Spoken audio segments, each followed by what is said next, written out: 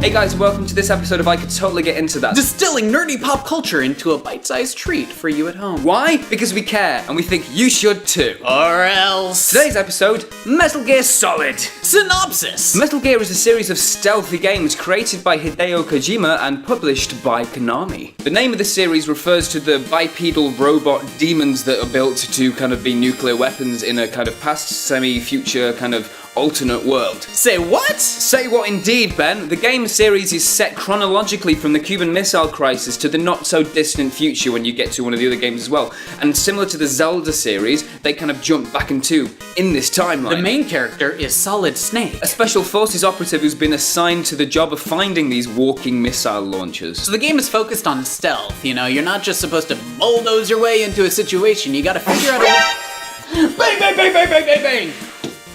Because then you're gonna die. Being dead is sad. You have to use the environment like boxes, like vents, like underfloor spaces to get through and complete the game. So we got the synopsis. How would you get into it, James? My first impression was the first game made in this series was the Metal Gear Solid for the PlayStation. That's the one I'd recommend getting into it, but if you've got some old consoles, look up Metal Gear, which is actually for the NES. Anyway, Metal Gear Solid was the first one I played in the series, and it really was a pioneer of 3D graphics in the 32-bit world. It's like it's real! Something else that the Metal Gear Solid game on the PlayStation introduced was the techniques that they used to bridge the gap between the game world and the real world. There's some levels later on where you actually have to physically change things about your console in your living room or bedroom to actually complete the game, and that is cool. The Metal Gear series is a really long one with lots of different characters, lots of intertwining stories, and Metal Gear Solid sets those up really well. So we have the synopsis, we have how to get into it, but why do you love it so much, James? Now, one thing you might have grasped from me is I'm quite a fan of video games, but one console I didn't have when I was younger was the PlayStation. PlayStation was the console I went to my friend's house to watch them play the game, which is something you did quite a lot watching Final Fantasy VII, and Metal Gear Solid was one of the games I watched, and it's really, really enthralling. Like I said, as such, I found myself really drawn into the universe of the game, and I've had great interest in the development of other games and playing them as they've been re-released on the PlayStation 3. Fun fact, though the character's name is Snake, he is not a snake.